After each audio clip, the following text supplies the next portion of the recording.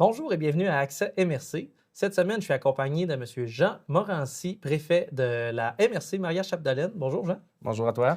Donc, pour ceux qui te connaisseraient moins, est-ce que tu peux nous parler un peu de ton parcours, un petit cours historique de ton parcours Ouais, professionnel? dans le fond, ça fait peut-être une dizaine d'années que je suis revenu que je suis venu m'établir dans la MRC de Maria-Chapdelaine. OK. Donc, au départ, j'étais chargé de projet chez Bilodeau Canada.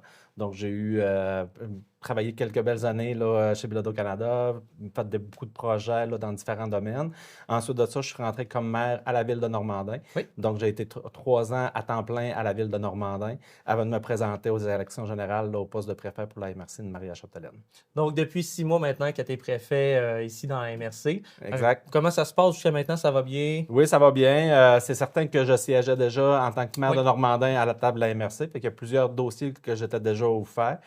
C'est sûr que le dossier de la forêt, là, on va en parler tantôt. C'est un dossier qui était moins en priorité dans ma liste comme maire. Mhm. Mais là, depuis que je suis à la MRC, là, j'ai mis beaucoup d'accent sur ce dossier-là à cause de l'actualité autour du domaine de la foresterie, entre autres. Au niveau d'un rôle de préfet, juste pour éclairer certaines personnes qui ne sauraient pas nécessairement qu'est-ce que ça fait un préfet, veux-tu nous en parler un petit peu? C'est quoi ton quotidien, si on veut, en tant que préfet? Exact. Donc, le préfet, c'est quand même un rôle de concertation. Fait que OK. d'asseoir les différents acteurs autour des tables, de voir un peu la dynamique territoriale, parce qu'il faut se rappeler que dans les MRC, ce qu'il y a principalement, c'est le développement économique puis l'aménagement du territoire. Donc, les municipalités font l'aménagement de leur territoire qui sont en zone urbaine, donner service aux citoyens. Et la MRC vient chapeauter, nous autres, dans notre cas, c'est 12 municipalités. Donc, on vient chapeauter l'aménagement du territoire, s'assurer que les usages sont respectés par rapport à notre schéma d'aménagement, mais aussi au développement économique. OK. Donc, d'asseoir les acteurs quand il y a des situations qui sont plus problématiques ou aussi pour se donner des éléments de vision pour voir comment on pourrait amener plus de développement sur notre territoire. Fait qu'il y a une bonne portion, c'est ça, de la concertation. Il y a entre autres l'animation de la table des maires. Donc, tous les maires viennent siéger sur le conseil de la MRC. Donc, il y a cette animation-là. Donc, apporter les points qui sont en décision au conseil des maires de la MRC. Mhm. Donc, il y a quand même le rôle de leadership au niveau de la table des maires. Puis après ça, il y a différentes ententes qu'on travaille avec les autres territoires de la région du Saguenay-Lac-Saint-Jean, entre autres. Donc, il y a quand même la concertation régionale. Donc, je participe aux différentes tables là, avec les autres élus de la région. Donc, c'est un peu tout ça, puis de travailler avec les équipes là, pour faire avancer les dossiers là, de développement et d'aménagement du territoire. Avez-vous une certaine, je ne veux pas dire priorité, mais plus facilité, on va dire, de communication avec certains autres étages, comme le gouvernement, par exemple? C'est une des raisons du pourquoi vous allez rencontrer peut-être plus les maires, puis après ça, vous allez passer certains messages ou certains dossiers? Ou... Bien, exactement, ça fait partie de la concertation parce que sinon on s'assoit ensemble, les maires du territoire, on apporte les particularités, on regarde les différentes angles dans le cas d'une problématique. Puis s'il y a des représentations à faire auprès de la députée ou même au niveau des gouvernements, bien, ça peut être un acteur, le préfet peut être un rôle important pour justement faire cette courroie de transmission-là vers les paliers supérieurs de gouvernance. Vous travaillez actuellement sur une planification stratégique qui va sortir dans les prochaines années. Est-ce que tu peux nous en parler un peu? Oui, donc on avait une planification stratégique qui avait été faite. La première de la MRC officielle, donc, elle couvrait la période 2025. Donc, elle s'est terminée au 31 décembre dernier. Cependant, il y a encore plusieurs axes qu'on a dit on va les reconduire encore pour peut-être 2 ans. OK. Fait que dans cette démarche-là, ce qu'on s'est dit, c'est qu'on allait faire parce qu'on a plusieurs éléments qui nous ont été imposés par le gouvernement, Oui. dont la révision de notre schéma d'aménagement, le plan climat, donc de venir réfléchir, voir sur l'impact des changements climatiques sur notre territoire, le développement de la zone agricole également. Donc, on avait ces différents plans qui étaient là à revoir, revisiter, réviser. Puis on va avoir des citoyens à consulter. Fait qu'on s'est dit, on va prolonger un peu notre planification stratégique en cours parce qu'ils sont encore d'actualité, les éléments qui sont dedans, même si plusieurs actions ont été réalisées. Mais ça va nous permettre de faire ces consultations-là pour s'assurer qu'on enveloppe tout ça dans notre schéma d'aménagement puis dans notre planification stratégique également. Et quand vous dites que le gouvernement a imposé ces axes-là ou ces projets-là, est-ce que c'est imposé à toutes les préfectures ou seulement par secteur? Comment ils fonctionnent à ce moment-là? Dans le fond, c'est toutes les MRC du Québec OK. qui sont responsables de l'aménagement du territoire. Donc, c'est des éléments qui renvoient à l'aménagement du territoire. Donc, ils ont dit, bon, ben pour se doter de renouveler l'aménagement de notre territoire au Québec, c'est de la façon qu'on va procéder. Donc, on demande à chacune des MRC de venir faire leurs modifications, leurs révisions. Puis, c'est des grandes orientations, les OGAT, que dans le monde municipal qu'on appelle. Donc, c'est les grandes orientations gouvernementales pour le territoire qui ont été descendues du gouvernement qu'il faut réintégrer dans nos schémas d'aménagement puis les réviser aussi. OK. Vous prévoyez la sortie de cette planification stratégique autour de 2026-27? On parle peut-être 27, 28, mais ouais, c'est ça, mais on va se donner le temps de faire cet exercice-là, les différents exercices qui vont nous mener à notre nouvelle planification stratégique. OK. Vous avez fait une résolution récemment par rapport à un appui aux entrepreneurs forestiers en demandant une intervention urgente du gouvernement. On sait vraiment ce qui entoure la forêt, donc qui est vraiment en premier plan présentement. En quoi termine, dans le fond, cette intervention-là que vous demandez au gouvernement? Dans le fond, ce qu'on s'est dit, c'est que, de un, on a quand même des liens avec, veux pas, l'industrie qui est sur notre territoire. Dans la MRC Maria-Chapdelaine, ce qu'il faut se rappeler, c'est qu'on a un territoire de 40 000 km². Donc, on est dans les plus grandes MRC au Québec. 95 de notre territoire est un territoire non organisé. Donc, c'est de la forêt publique. Oui. Puis la principale activité de cette forêt publique-là, c'est l'activité forestière. Puis on parle de 1700 emplois directs qui sont reliés au domaine de la forêt juste pour notre MRC. On parle de retombées, là, si on met direct, indirect, et il y a un autre donné qui est les emplois induits. Donc, on parle de 232 millions de retombées juste pour notre territoire MRC. Donc, c'est notre premier pilier de notre économie. On sait qu'il y a une conjoncture économique qui est difficile depuis 2 ans à peu près. Malgré que là, si on recule un peu, il y a eu les feux de forêt, tout ça. Mais depuis 2 ans, il y a un ralentissement au niveau de la construction, entre autres, là, aux États-Unis. Donc, il y a moins de demandes pour le bois. Fait que ça, c'est un des impacts. Il y a quand même aussi des tarifs douaniers qui viennent impacter aussi. Fait que ça fait 2 ans que l'industrie a fait des pieds et des mains pour garder nos entrepreneurs forestiers en forêt en opération. Mais cette année, l'industrie là, a dit, là, on a fait notre bout. Fait que là, il reste que les entrepreneurs, ils doivent les arrêter plus longtemps. Donc, normalement, l'arrêt du gel-dégel, c'est environ 6 semaines. Là, on parle cette année de 12 semaines. Quand même. C'est quand même déjà majeur. Après ça, là, est-ce qu'il va y avoir des feux de forêt? Est-ce qu'il va y avoir des blocus en forêt? Est-ce qu'il va y avoir d'autres conditions qui vont venir prolonger cette période d'arrêt-là? Donc, ce qui arrive, c'est que ces entrepreneurs forestiers-là, qui sont à peu près, on a 70 là, entreprises là, au niveau de l'aménagement de la forêt, soit en récolte ou en plantation. Fait que ces entrepreneurs-là, est-ce qu'ils sont capables d'amortir les coûts de leurs frais fixes, de tout ça sur de plus courtes périodes? C'est là qu'il y a le défi. Donc, ce qui arrive, c'est que si ces gens-là, il y en a déjà qui ont fait faillite, est-ce qu'il y en a d'autres qui vont en faire? Donc là, on vient de déstructurer la base de la filière. Donc, demain matin, s'il y a une reprise de l'industrie, est-ce qu'on va être capable de rebondir? Puis, fait que là, on vient fragiliser la base de notre industrie, mais aussi tous les autres emplois qui sont dans cette filière-là. Donc, c'est pour ça qu'il y a une préoccupation importante, puis on voulait l'apporter au gouvernement. Il y a des solutions qui sont relativement faciles, puis qui ne sont pas nécessairement de la subvention, mais qui donneraient de l'oxygène pour ces entrepreneurs-là pour passer cette période-là qui est plus difficile un peu. Fait que c'est ça qu'on est venu faire la semaine passée. Puis cette résolution-là est venue englober celle des municipalités parce que chacune des municipalités du territoire avait pris une résolution dans leurs conseils municipaux. Oui. Fait que là, nous, on est venu la prendre à la MRC. Puis on l'a partagé aussi avec nos collègues qui sont avec nous dans l'Alliance des communautés forestières, qui devraient la prendre dans les prochaines semaines. Est-ce que vous aviez des exemples de solutions qui pourraient être entreprises par le gouvernement? Est-ce que vous en avez proposé également? Oui, exactement. C'est une proposition qui avait été apportée, entre autres, par les gens de la table de la première économie dans le comté Roberval, donc qui regroupe les deux MRC. Il y a un groupe d'entrepreneurs qui travaillent ensemble pour réfléchir. La première économie, c'est le bois, l'agriculture et le tourisme. Donc, qu'est-ce qui rapporte de l'argent nouvelle sur notre territoire? Fait que ce groupe de travail-là avait quand même rencontré nos députés régionaux pour leur déposer des propositions. Fait qu'on a récupéré ces propositions-là qu'eux, ils avaient faites en janvier. Okay. Donc, c'est vraiment de dire, est-ce qu'Investissement Québec pourrait faire un prêt avec des congés de remboursement de capital, avec des intérêts, avec un remboursement d'intérêts plus bas un peu. Donc, ça, c'est le genre de solution. Au niveau fiscalité, est-ce qu'il pourrait y avoir des aménagements qui pourraient être faits aussi? L'idée, c'est vraiment de donner un peu d'oxygène à nos entrepreneurs pendant cette période-là qui est plus difficile un peu. Au niveau des blocus forestiers, c'est une inquiétude qui reste quand même d'actualité pour la prochaine saison. Le gouvernement s'est rarement mouillé. Est-ce qu'il y avait quand même des avancements dans ce niveau-là ou bien ça restait pas mal statu quo par rapport à l'année dernière, la dernière saison? C'est difficile à savoir. C'est sûr qu'au niveau des Premières Nations, il y a quand même une préoccupation au niveau de l'usage du territoire qui, dans notre cas à nous, c'est la Nitassinan. Et dans cette réalité-là, il y a aussi les gardiens du territoire. Donc, il y a un morcelage qui se fait de ce territoire-là et il y a des chefs qui qui sont répertoriés sur chacun de ces... Fait que est-ce qu'il va y avoir... c'est difficile à prédire là, de qu'est-ce qui pourrait se passer au cours de la prochaine saison. Donc, mais c'est une possibilité qui est encore là aussi. Mais il y a quand même eu une belle annonce là, qui s'est faite à Mauricie là, la semaine passée qui prévoit de faire un projet pilote là, dont les Premières Nations sont impliquées aussi. OK. Puis le mouvement vient en partie là, de la Mauricie. Là. Il y a même une base du mouvement qui vient de là. Donc, ça va à suivre là, dans les prochaines semaines. Positif possible à suivre. Possiblement, mais c'est difficile à prédire. Oui, absolument.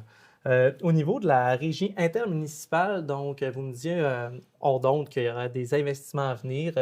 En quoi consistent ces investissements-là? Donc, la régie intermunicipale du parc industriel, donc c'est un outil que les 12 municipalités se sont donnés dans notre MRC. Donc, ça fait à peu près depuis 2015. Il y a eu quand même des travaux qui ont été faits pour réfléchir, est-ce qu'on peut se regrouper ensemble au lieu de se compétitionner pour accueillir des entreprises chez nous? OK. Fait que ça a été la première étape, la première prémisse de base. Là, on a ciblé les deux principaux territoires où il y a de l'activité industrielle, soit Normandin et Dolbeau-Mistassini, et chacun avait des vocations. Celui-là, du côté de Normandin, c'est une vocation qui est plus agroalimentaire, qui va avec son territoire, là, qui est très axé sur l'agriculture. Donc, il y a quand même eu des premiers investissements qui ont été faits là, au tournant des années 2020. Et il y a une première entreprise qui est déjà établie dans ce parc-là. Donc, on vient compléter les infrastructures, donc eau potable, eau usée, l'infrastructure de la chaussée aussi, pour rendre disponible une vingtaine de terrains prêts à construire pour accueillir des entreprises dans le domaine agroalimentaire. Donc, on parle d'un projet environ de 4 millions qui va être fait cet été. Donc, l'appel d'offres devrait partir prochainement là, pour pouvoir là, voir se réaliser cette infrastructure-là. Exactement. Puis, on peut penser que des compagnies telles que... Si on fait un comparatif, par exemple, au Serre Tundra, ça pourrait être des clients potentiels, par exemple, où ce type d'entreprise-là pourrait s'installer dans ce secteur. Ce qu'on regarde, c'est beaucoup dans la deuxième et la troisième transformation. Donc, la première entreprise qui est établie là, c'est la congélerie L'Héritier. Okay. Donc, la congélerie L'Héritier, ils font de la congélation de bleuets, mais aussi, ils sont dans la transformation du fruit également, dont le jus de bleuet, là, qui est quand même disponible là, sur la libelle Hibernia, donc qui est déjà disponible en magasin. Donc, on souhaite accueillir des entreprises qui font de la transformation agroalimentaire. Un complexe de serre, je vous dirais que ça prend quand même de l'espace beaucoup. Absolument. Mais il reste que dans la deuxième, troisième transformation, ça va nous donner des espaces pour accueillir ces entreprises-là. Dans la régie intermunicipale du parc industriel, il y a aussi le volet de Dolbeau-Mistassini. Puis on se souviendra qu'en 2018, il y a quand même eu un décret qui a été donné à l'époque pour la construction d'un pont Tracel qui nous permettrait de franchir la rivière Mistassini. Donc, avec les années, on a réfléchi différemment parce qu'il y avait quand même des contraintes techniques pour la charge sur le pont Tracel. D'un, il y avait la capacité de charge pour le train qui passerait dessus, mais aussi on passait dans le périmètre urbain de Dolbeau-Mistassini. Fait que qu'est-ce qui a été décidé, c'est de redessiner un tracé. Fait qu'on puis la réflexion s'est faite au niveau régional. Fait qu'il y a eu toute une réflexion de dire si on veut optimiser notre réseau ferroviaire, parce qu'on sait que le réseau ferroviaire, ça apporte une meilleure logistique au niveau du transport, ça diminue les gaz à effet de serre, puis la pression sur le transport routier également. Donc, il y avait quand même une volonté régionale de réfléchir différemment notre ferroviaire en lien avec le sommet économique de 2015 qui avait été fait aussi en région, de dire on peut-tu optimiser ce tracé-là. Oui. Donc, ce qu'on a fait, dans ce mandat-là, on est venu revoir un tracé. Donc là, on va à la même place au nord de Mistassini, mais on parle d'un 20,6 km qu'il faut développer. Donc, puis ce qu'on s'est dit depuis que je suis rentré en poste, c'est de dire, bon, ben là, on sait tout ce qui brasse au niveau minier. Fait que là, est-ce qu'il y aurait une fenêtre d'opportunité pour développer ce réseau-là et de le rendre disponible? Donc, on a donné à la fin janvier un mandat pour pouvoir venir dire, est-ce qu'il y aurait des clients de l'autre côté de la Mistassini, de la rivière Mistassini, pour désenclaver le nord de la région? Parce qu'on est quand même le réseau ferroviaire qui va le plus au nord, mais il arrête à l'usine, à la papetière, là, à Dolbeau-Mistassini. Ouais. Donc là, l'idée, c'est de traverser les rivières. Fait qu'on est vraiment dans cet exercice-là. Fait que l'étude devrait être livrée dans les prochains jours. Mais on sait, entre autres, là, phosphate, avec les annonces qu'il y a, la reconnaissance du phosphate dans les minéraux critiques par le gouvernement fédéral. Donc, il y a quand même quelque chose qui sent un bon potentiel là. Absolument. Et parallèlement, On a aussi déposé un projet là, à la Société du Plan Nord pour dire est-ce qu'ils pourraient nous supporter financièrement pour l'étude, une des études environnementales qui est à faire. Donc, c'est l'étude qu'on aimerait faire réaliser cet été, qui nous permettrait de voir est-ce qu'il faut corriger certaines zones de use que passe le tracé, parce que le tracé a été fait selon les élévations, les cartes, tout ça, mais il n'y a pas eu une campagne de terrain. Donc, aller voir sur le terrain comment ça se passe. Fait qu'on espère bien donner cette étude-là cet été pour peut-être là, continuer et avancer dans ce projet-là au courant des prochains mois pour aller vers potentiellement là, la construction de ce réseau-là. Fait qu'on trouvait que la fenêtre d'opportunité était intéressante. C'est un dossier qu'on a travaillé. Fait qu'on va sûrement vous en parler dans les prochains mois. Est-ce que ça peut être profitable ou est-ce qu'on peut s'apercevoir que ça pourrait être profitable pour également les entreprises forestières du secteur? Exactement. Parce que présentement, le réseau, c'est un réseau qui est mineur, donc qui n'est pas majeur sur le réseau ferroviaire du nord-américain, là, qui est opéré par le Canadien national. Donc, au niveau de la livraison, il y a des délais, il y a de l'incertitude au moment que la matière va être livrée au client. Donc, si on vient développer ce réseau-là, on l'optimise. Donc, on serait peut-être capable d'avoir plus de prévisibilité pour la livraison. Donc, et l'agriculture et la foresterie pourraient davantage en profiter et de mettre ça de façon plus optimale. Puis là, on s'inscrit vraiment dans une logique là, de notre temps, donc de dire est-ce qu'on peut optimiser, diminuer notre impact environnemental, puis augmenter l'économie du service. Puis on sait que nous, on est une région éloignée, donc un des défis, c'est de sortir notre matière du territoire. Absolument. Fait que là, ça pourrait être une alternative fort intéressante. Au niveau du programme départ, donc, c'est en lien beaucoup avec l'innovation pour les entreprises, que ce soit de nouvelles entreprises ou des entreprises déjà implantées. Le programme va être reconduit, je pense, pour la prochaine année. Bien, ça a été une bonne annonce, une belle annonce qu'on a accueillie la semaine passée dans le budget provincial. Donc, c'est un programme que plusieurs de nos entreprises ont utilisé au cours des dernières années. Ce qu'il faut savoir, par exemple, c'est que ce qui nous donne droit à ce programme-là, c'est qu'on est dans les MRC les plus dévitalisés. Fait que c'est quand même un levier pour ramener de la vitalisation dans notre territoire qui est dévitalisé. Donc, c'est quand même une bonne nouvelle qu'il soit remis. Donc, les entreprises, là, on attend les modalités. Fait que quelles entreprises qui vont être admissibles, ça va être quoi les conditions, les montants qu'ils vont pouvoir aller chercher. Mais on s'attend que ça soit beaucoup en lien avec l'innovation, la diversification de marché. Donc, on attend ça dans les prochains jours. Fait que ça devrait être intéressant là, de suivre. Puis, j'invite les entreprises à contacter leurs conseillers à la MRC là, pour se tenir informés. Mais assurément, leurs conseillers vont les contacter également là, lorsqu'on aura les détails du programme. Historiquement, savez-vous combien d'argent avait été investi dans le programme par les années précédentes? Ou... je ne l'ai pas en tête, là, exactement. Brûle pour point. Tant qu'à avoir un chiffre faussé, là, j'aime mieux m'abstenir. Pas de problème. Il va y avoir un appel de fonds également pour la vitalisation, si je me trompe pas. Oui, exactement. Encore, le fait qu'on soit dévitalisé nous donne accès à un autre budget, qui est le budget, c'est un budget pour la vitalisation. Oui. Celui-là s'adresse davantage au niveau des organismes communautaires et des municipalités. C'est un programme qu'on a utilisé au courant des dernières années. Fait c'était près de 5 millions qu'on avait dans la première enveloppe. Là, on parle à peu près d'autour de 3 millions qui vont pouvoir être investis. Donc, l'appel à projet va débuter là, au courant du printemps. Donc, ça va permettre de soutenir des projets de vitalisation à l'intérieur des municipalités là, au courant des prochaines semaines.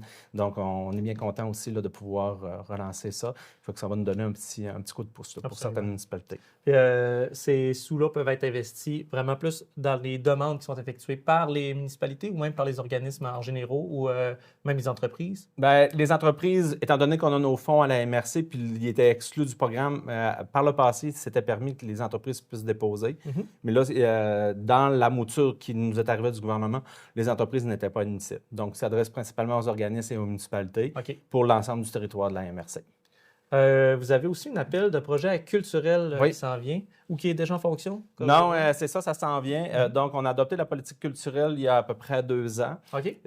Donc, on avait réservé des sommes au budget là, à l'automne. Donc, le comité s'est mis en place, il s'est formé et ils nous ont proposé un guide pour le dépôt de projet. Donc, la première appel à projet va avoir lieu dans les prochaines semaines. Donc, c'est vraiment le comité qui chapeaute l'exercice. Puis, ils vont nous faire des recommandations au niveau du conseil de la MRC. Donc, on est bien content. Ça devrait être lancé prochainement. Fait que ça va s'adresser et aux organismes culturels et aux artistes qui sont reconnus dans leur domaine. Fait que les informations vont être disponibles en ligne bientôt. Là. Fait que le guide complet là, pour pouvoir déposer une demande va être rendu disponible. Fait que ça va être bien intéressant. Fait que c'est des éléments qui sont positifs qui se passent chez nous. Absolument.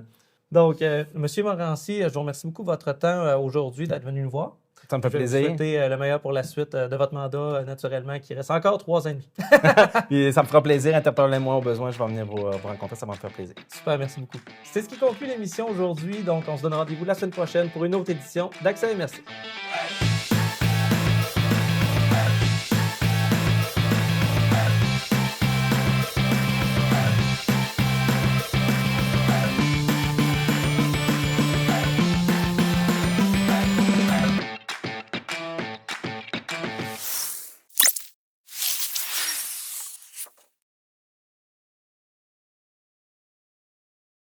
J'adore.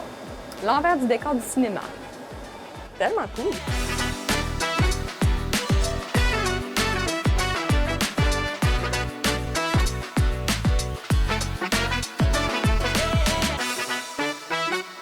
Aujourd'hui, j'ai la chance de venir visiter le cinéma à Dolbeau-Mistassini qui fait partie du groupe Cinéma Azur. Avec leur nouvelle rénovation, j'ai bien hâte de voir les nouvelles salles, donc on s'en va découvrir ça. Suivez-moi! Les nouveaux sièges, les nouveaux systèmes de son, la peinture, là, vraiment beaucoup d'installations ont été améliorées. Les nouveaux propriétaires souhaitaient rajeunir les installations puis satisfaire là, la clientèle. Comment retrouver la programmation des films? Où est-ce qu'on peut aller? Dans le fond, on a notre site web qui explique là, toutes les heures d'ouverture, les représentations. Puis aussi, on peut s'abonner à notre infolette. Quand on a des concours ou des programmations spéciales, là, tout est partagé sur nos réseaux sociaux aussi. Puis mettons les heures d'ouverture normales, ça La ressemble à semaine, quoi? on est ouvert tous les soirs à partir de 18h, puis la fin de semaine à partir de midi jusqu'à 20h.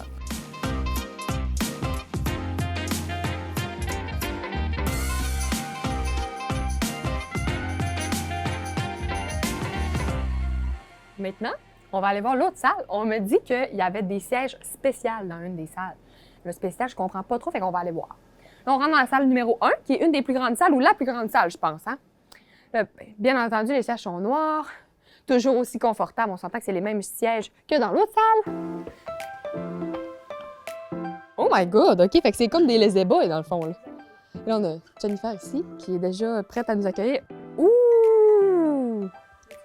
Qu'en penses-tu des sièges lazy boys en avant? C'est merveilleux.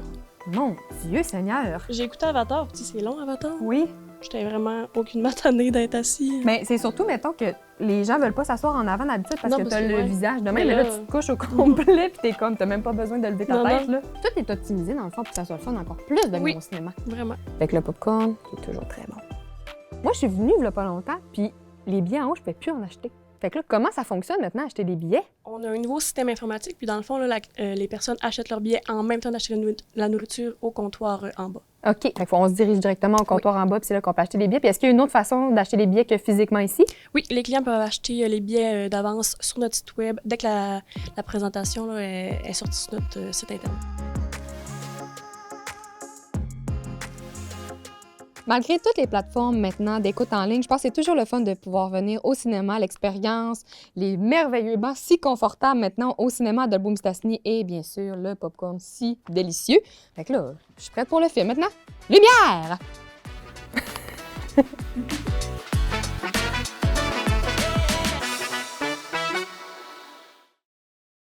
As-tu vu comment il est jaune? Ça, c'est du popcorn de cinéma. Ben gras, ben salé. Moi, je capote avec la petite neige féerique. C'était le moment parfait pour venir aujourd'hui.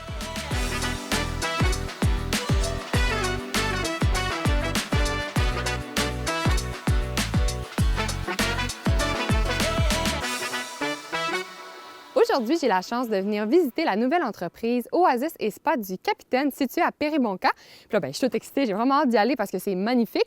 Puis en plus, ben, on me dit que bientôt, il va y avoir un petit concours sur la page Facebook. C'est à surveiller, je pense. On y va?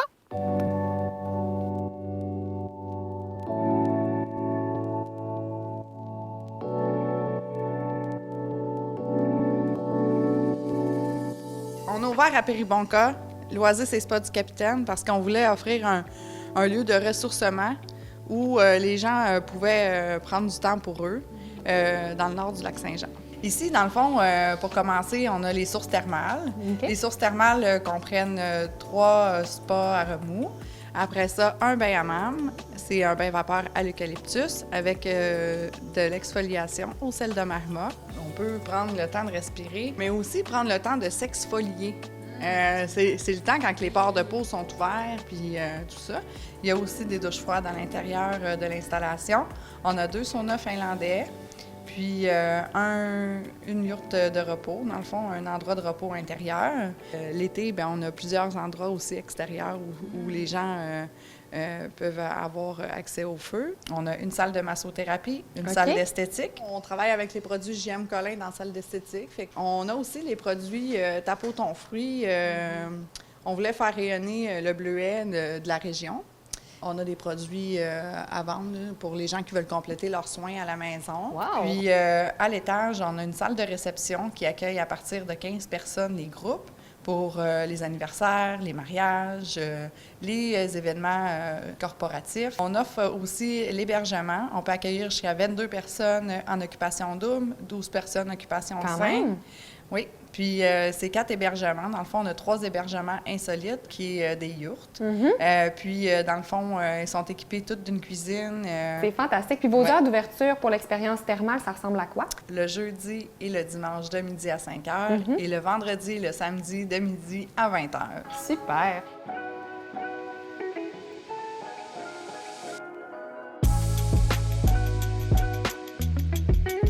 On commence la visite des installations. Moi, je suis toute excitée. C'est magnifique. En plus, on a une petite neige féerique. Qu'est-ce que tu veux de plus?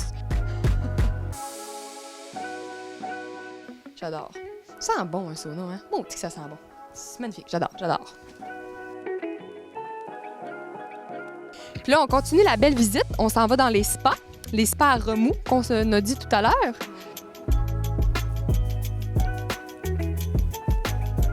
Sérieux, là, à date, c'est ça que je trouve, c'est que c'est intime, c'est vraiment mignon, là, genre c'est immersif, intime.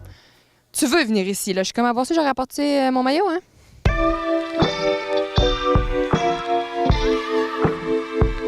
C'est un autre petit sauna finlandais, fait que c'est les fameux saunas secs, comme on a vu en haut, mais c'est vraiment hot, c'est immersif, puis il a l'air d'avoir comme une petite fenêtre au bout, que ça doit tellement être magnifique l'été, la vue ici, on a vu des feux. Là, on vient de faire le tour du merveilleux site des installations de l'expérience thermale, mais il y a aussi tout le volet hébergement. Fait que là, ben, on s'en va voir un des hébergements parce qu'il y a les yourtes et chalets. Je pense qu'on va voir un chalet, je suis pas trop sûre. Mais en tout cas, venez voir ça.